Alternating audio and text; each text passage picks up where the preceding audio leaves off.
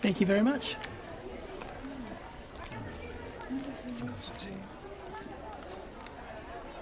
I don't think we've met. Sam Ericks. Victor Tang, pleased to meet you. And what company are you from, Mr. Tang? Oceanwide. I'm the sales representative for this region. Ah, yes, I know your company. Your business is expanding very rapidly at the moment. Yes, we're doing quite well. And yourself, who do you work for? Actually, I work for myself. I'm the CEO of a small export and packaging company. We specialise in seafood. It's a growing market. Yes, but a very competitive one, Mr. Tang. Please, call me Victor. Sam. Victor, let me introduce you to someone. Lynn, this is Victor Tang. He's the regional rep for Oceanwide. This is Lynn Chan, my sales manager. How do you do, Mr. Tang? I'm very well, thank you. Nice to meet you, Miss Chan. And you? Can I get you another drink? Thank you. Well, it's been good to meet you, Sam, and very interesting to hear about your business. Look, we are having a small dinner for some of our clients and friends after this. Why don't you join us? That's very kind of you. I'll just check with my associate whether they have other arrangements for us. Well, your associate is most welcome to join us too. Thank you. Excuse me. Walter. This is Sam Ericks from Ericks Imports. He has very kindly invited us to a dinner. Yes, would you like to join us? Unfortunately, I have another engagement. But thank you for the invitation. Well, perhaps you could join us after that for a drink.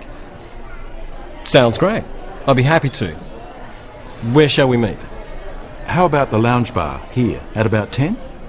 I'll see you then. Excuse me. Lynn, Victor's joining us for dinner. Oh, wonderful. I hope you don't mind.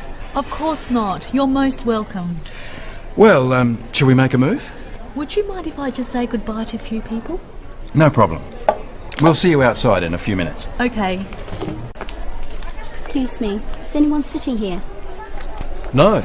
Please, have a seat. That's better. My feet are killing me. Have you been here long? No, but I just flew in this morning and I haven't had a chance to sit down since then. Oh. Where have you come from? From Manila. Is this your first visit to Australia? No, I have been once before, but it was a long time ago. And have you been to Sydney before? No, it's an amazing city. Yes, it has its points. But you're lucky to live in Manila. It's a fascinating city. What about yourself? Do you live in Sydney? No, I live in Melbourne. I'm just here for the conference. I'm going to Melbourne later. What's the weather like there? Not too good in winter, but at the moment it should be okay. So, how's your hotel? It's good. Very convenient. Just near the harbour. Have you seen the Opera House yet? Yes, we flew right over it. Excuse me, there's someone I must talk to. It's been very nice to meet you. I'm Walter, by the way. You too. I'm Sue. Perhaps we'll meet later. I hope so. Has everybody got a copy of the agenda? Yes, thank you. Would you mind taking minutes, John? Oh, not at all. Good. Well, then let's get started. First of all, thank you everyone for attending at short notice. As you know, the objective of this meeting of the Capital Works Committee is to discuss a proposal for some urgent building work at our Southside plant. As we've got to reach a decision which may involve spending, we'll run it as a formal meeting. Now, you've read the proposal, so without further ado, I'd like to open it up for discussion. Or perhaps if we can start with you, Tan. What's your view? Well, I'm not convinced that the work is as urgent as this report suggests. So perhaps instead we should be thinking of the... So, to sum up, I think we are all aware that some urgent work does need to be done, and we will need to work on a longer-term plan for a major refit. Well, if there's no more discussion, we'll put it to a vote. We are recommending that tenders be called for the urgent work needed. All those in favour? All those against? Then that's agreed.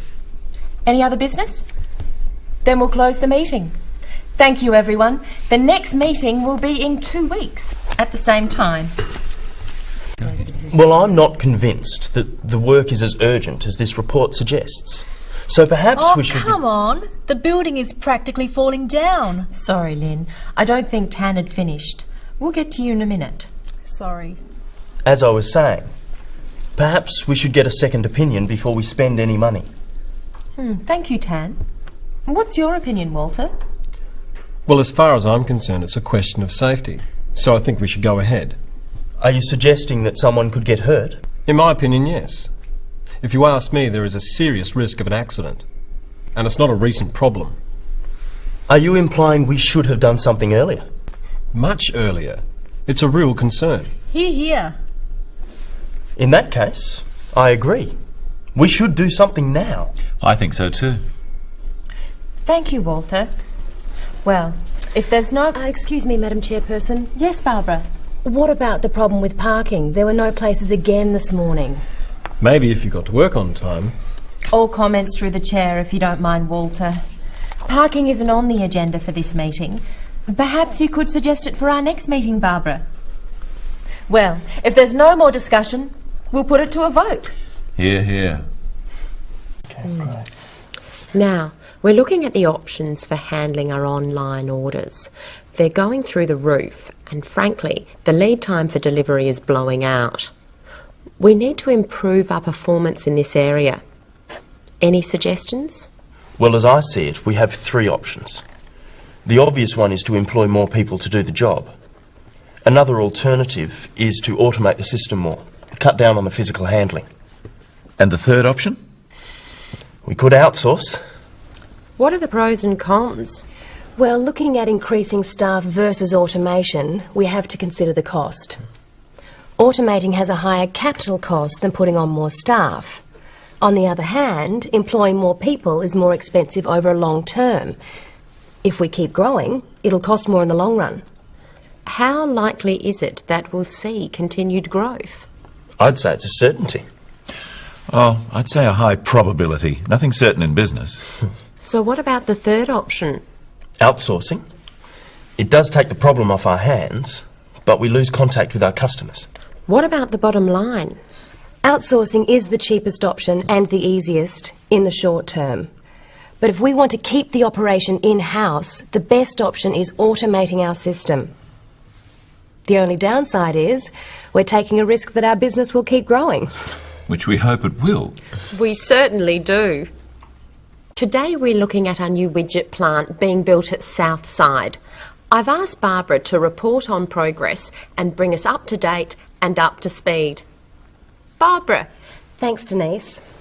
I'll just outline the process we've been through, identify some problems, and give you an estimate on completion time and the outcome financially. Is it good news or bad news? Bear with me.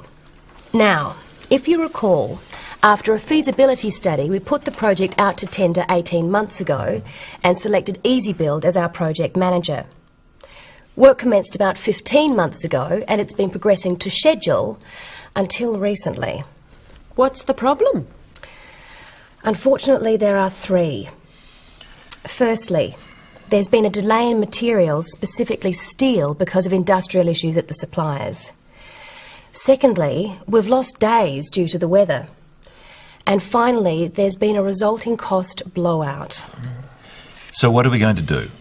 Well, they've managed to get another supplier now. I suggested moving the completion date back, that way there's no penalty. And they agreed to redeploy their workers until building can start again. Smart thinking. We've been waiting for the rain to stop, but we can't control the weather. And the cost? At this stage, just a small overage, but I'll be watching it very closely over the next few months. With no more delays, we're expecting to complete the project just 1 month behind schedule. Good work, Barbara. Now, I'd like to refer to the first graph. As you can see, this is a bar graph measuring net sales over the first 10 months of the year. You'll notice that sales rose steadily in the first few months. Then there was a marked increase in April. They peaked in May at around 3.2 million and levelled off.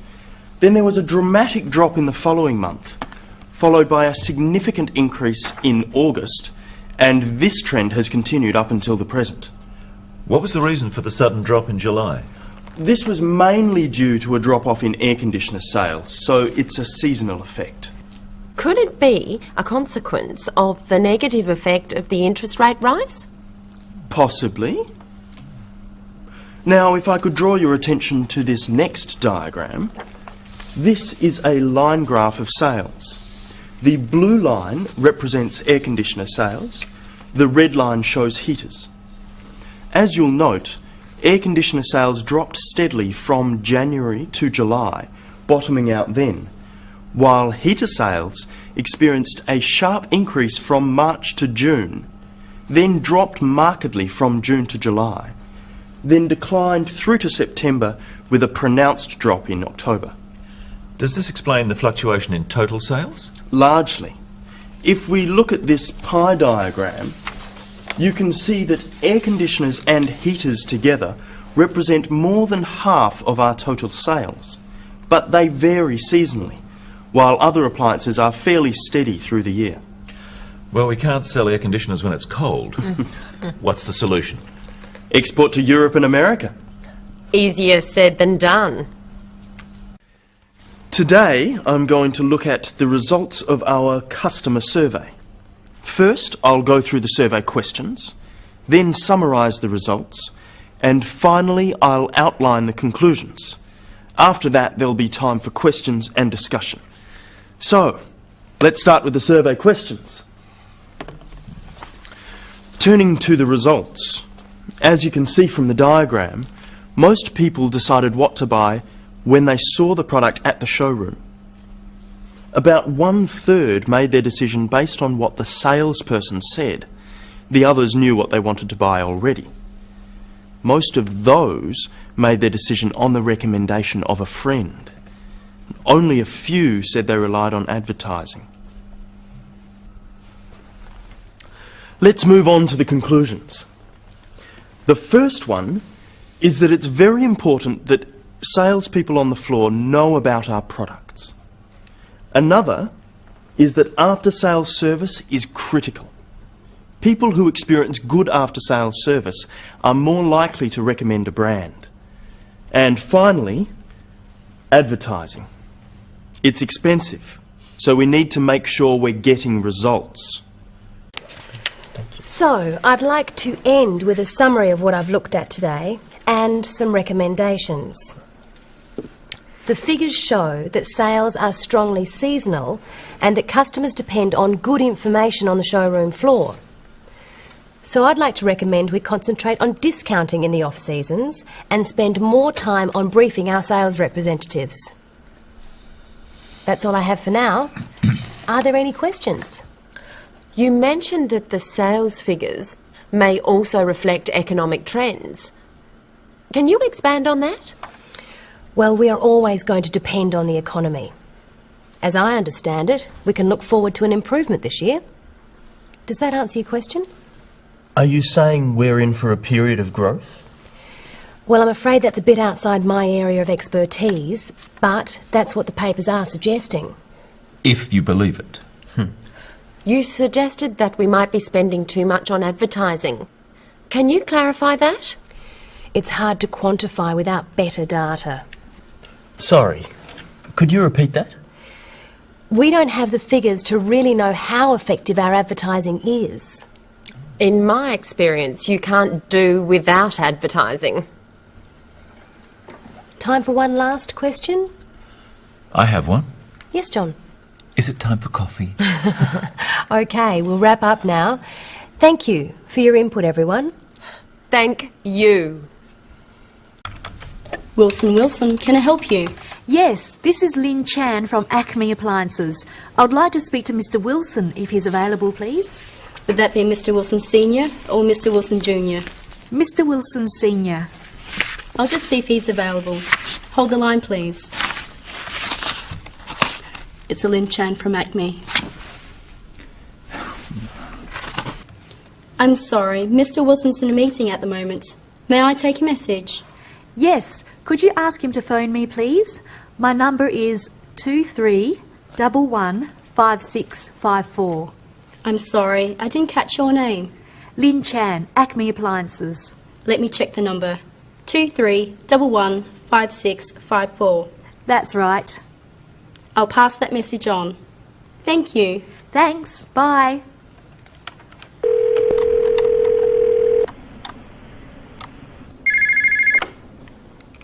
Acme Appliances, Lin Chan speaking. This is Tom Wilson, returning your call. Ah, yes, Mr. Wilson. Thanks for calling back. I wanted to set up a meeting with you to discuss your requirements for next year. Yes, certainly. How about Thursday at 2:30? That would be fine. OK, I look forward to seeing you then. Thursday, 2:30. See you then. Goodbye. Goodbye. Hello, Lin Chan, Sales Manager for National Sugar, and my associate, John Martin. Very pleased to meet you. I'm Victor Tang, and this is my legal advisor, Sue Panay. I hope you had a pleasant flight over. Yes, we did, thanks. Are you staying for a few days? Unfortunately, we need to get back to Manila tomorrow. Well, we'd better get down to business.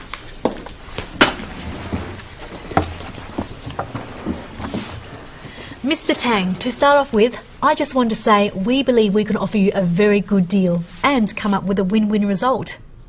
Well, from our point of view, we see it as an exploratory tool. Testing the water, you might say. We don't intend to reach any agreements at this meeting. In any case, we would need to run it past our board first. You haven't heard our terms yet. You may find them hard to resist. Of course, we understand you need time to consider any offer. My first priority is to keep the negotiations open. What's your proposal, Miss Chan? We're prepared to offer a very attractive price for a minimum sale in exchange for a 2-year contract. John will clarify the terms. So that's our offer. We believe it's a fair one, with advantages for both sides. Yes, well, we're prepared to consider your offer, Miss Chan, if you can accept some conditions. And subject to consideration by the board. Well, what are the conditions? Well, firstly, the price you're proposing, would that be variable depending on currency fluctuations? The issue is that we're in an unstable environment at the moment. The exchange rate could affect us negatively. Us too. True, but the problem is that we're tied to the US dollar. We could consider hedging against currency in both directions. That would be acceptable. Another problem we may have is that of supply. Our customers often need supply at short notice. If we do get large orders, we need to guarantee delivery, so we need to stockpile. The difficulty there is the capital outlay. How would you feel about a partial offset against our sales? You mean a loan? I suppose so. Would you be agreeable to a deferred payment? We can provide security, of course. I think that would be acceptable. Unfortunately, I would need to get board approval for it. Of course. Then I think we might have a deal. In principle. Time to celebrate. Our keynote speaker is a man who I'm sure is very well known to all of you. He's Professor of Fruitology at Dubbo University and has written many books on the subject of tropical fruit. So, without further ado, I'd like to introduce our keynote speaker, Dr. Sam Eriks. Thank you, Denise. The Honourable Judith Bryant, Minister for Trade, Professor Eric Vogel, Professor of Economics at Wagga University, distinguished guests, ladies and gentlemen. Today's topic, why bananas are bent, is a very significant one in terms both of international trade and culture. In thinking about the topic, I felt it would be appropriate to address briefly the history of bananas and banana farming, the many qualities of bananas, both positive and negative, and of course examine the uses of the banana.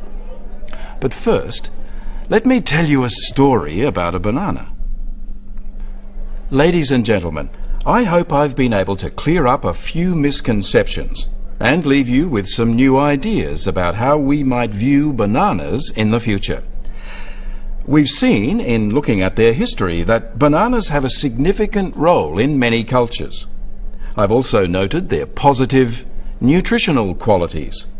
And in addressing the main question, why bananas are bent, we've learned that the reasons are many and complex.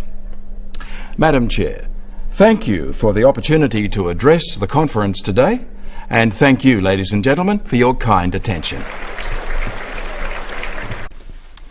Well, it has been a great pleasure to meet you, Sam and Lynn. Yes, we've enjoyed meeting you too, Victor. Yes, it's been great. What a pity you have to go home. Well, all good things must come to an end, but I'm sure we'll meet again. Yes, I hope so. And good luck with your business. I'm sure it will go well. And I wish you every success too. Well, I think we should drink a toast to the end of the conference and to ourselves. Here's to us. Cheers. Cheers. We should keep in touch. Yes. Have I given you my card? Ah, no. Thanks very much. Here's mine. Do you have a card, Lynn? Yes. Thank you. I'll send you an email. And if you're ever in Singapore, you must look me up. We certainly will. And you have my number. When you're next in Sydney, give me a call. We'll have a drink. May I take these? Well, I'd better get going or miss my flight. Have a good flight home. Bon voyage. Goodbye until next time. Goodbye.